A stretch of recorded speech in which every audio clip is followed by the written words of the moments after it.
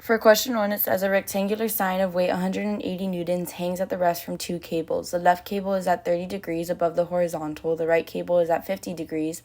Find the tension in each cable. Then predict qualitatively what happens to each tension if the right cable angle decreases to 35 degrees. So we're given the weight of the sign, which is 180 newtons. The left cable is 30 degrees, the right cable is 50 degrees, and the system is at rest. What we have to find is the tension of the cables.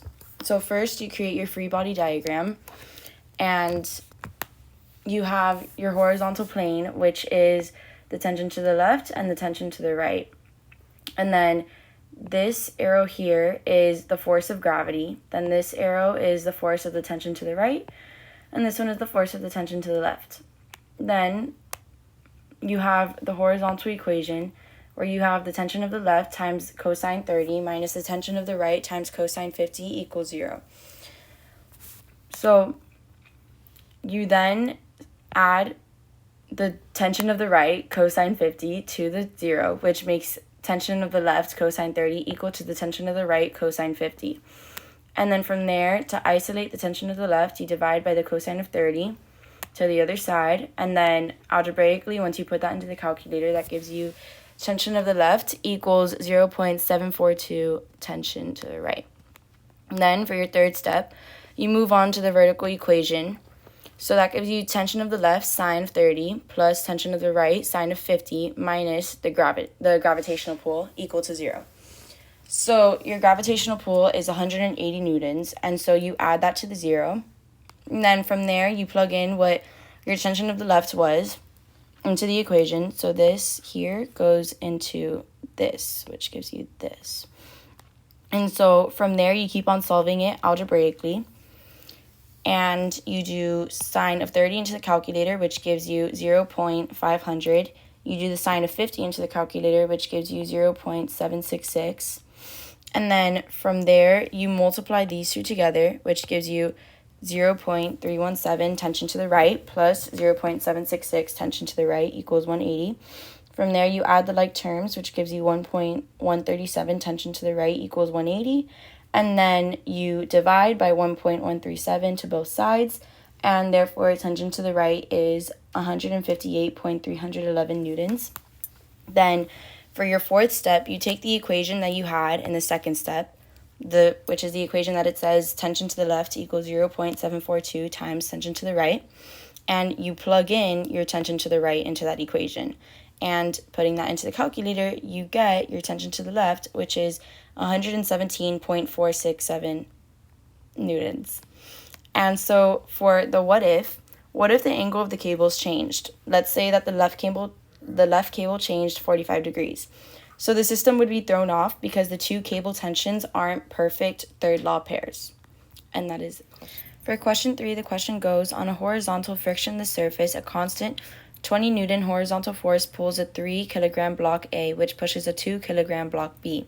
Find the system acceleration and the contact force between the blocks. Identify Newton's third law pair for the contact interaction. So for question 3, we're given the weight of block A, which is 3 kilograms, the weight of block B, which is 2 kilograms.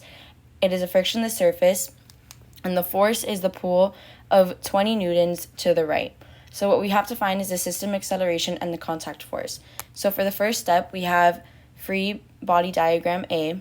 So it is a normal surface, so you have the normal force and the gravitational force. Then you have the applied force of the 20 Newton pull to the right. Then you have the contact force of the contact that block B makes with block A. Then for free body diagram B, it is, again, a normal surface. So you have the normal force and the gravitational force, and then you have the contact force of when B makes contact with A.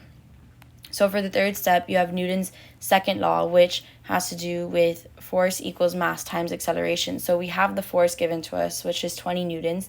And then since we're finding the system acceleration, you add both the weight of block A and the weight of block B times the acceleration, which is what we're trying to find. So then by doing basic algebra, you get A equals 4. Then for the fourth step, you do the pull minus the force of A will give you the contact. So you do 20 newtons minus 3 kilograms times 4 equals 8N. And so then that'll essentially give you the force of that'll give you the force of A upon B, which is 8 newtons.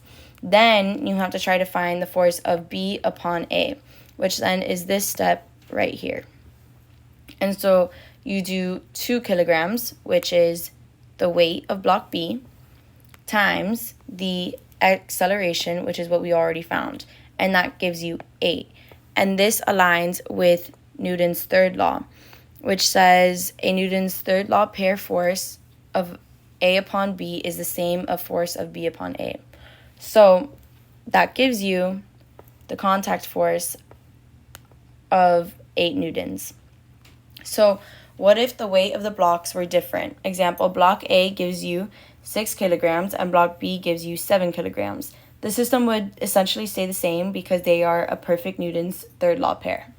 And that is... For question 6, the question goes, 2 skateboarders push off each other and separate on frictionless ground. The 50.0 kilogram rider accelerates at 1.20 meters per second squared to the left for 0.50 seconds during the push. Find the force each exerts on the other during the push, and determine the acceleration of the 70.0 kilogram rider. Explain how this demonstrates Newton's third law. So we're given the weight of rider A, which is 50.0 kilograms, the weight of rider B, which is 7.0 kilograms, and the acceleration of rider A, which is 1.20 meters per second, and it is a frictionless surface. So what we need to find is the acceleration of rider B. So for the free body diagrams, so for A, again, this is a normal surface. So you have for both, you have the normal force and the gravitational force. Then for free body diagram A, you have the contact force going to the left, and for free body diagram B, you have the contact force going to the right. So for the second step, we have to find the force of rider A. So you do the mass times the acceleration, which is 50.0 times 1.20, which gives you 60 newtons. And then for the third step, you have to find the force of rider B, which gives you 70A. And then this contact force and this contact force are equal to each other. And this is important to remember because that's why you plug in the 60 here, because they're equal to each other. And so from there, you divide by the 70 and divide by the 70, which gives you an acceleration of 0.86 meters per second. And just to reiterate that here, it says equal to the force of A because of Newton's third law. We used Newton's second law to prove that the third law is true. And so what if the weight of the riders were different? Example, rider A equals 50 kilograms and rider B equals 30 kilograms.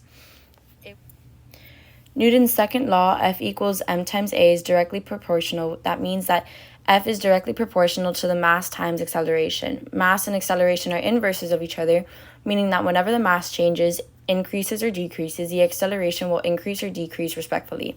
Because mass and acceleration are inverses of each other, and whenever one changes, the other will too, meaning it will stay the same and directly proportionate to F, which is important because since we know the second law will stay the same regardless, the third law will stay the same.